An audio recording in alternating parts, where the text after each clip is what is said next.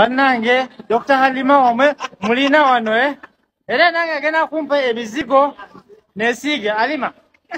Halima osaka ki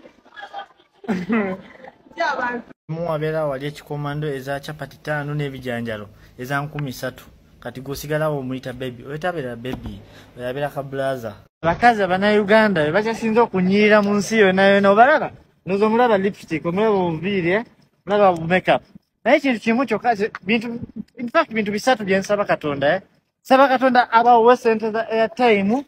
sente za data ne sente za transport ate duka wanze njogede amazima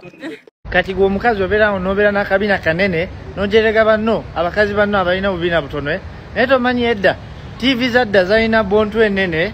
naye TV za nnaku zino tukosa flat screen kati temujerega nga bano bakazi abatalina kabina bebaliko nali nsomesa omwana omusogo okubala naye omwana oyo yampa headache nensalawo nkozesa example y'emmere nemugamba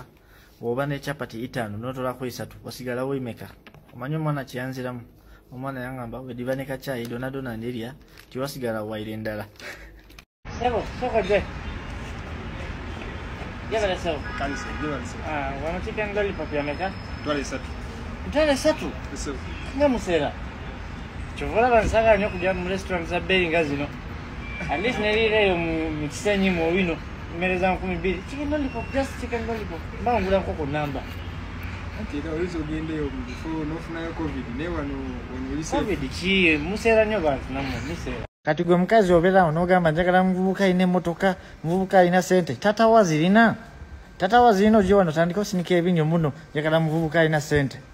Try to be humble. Bana emubera mu kyali awo nze nafunye omuyindi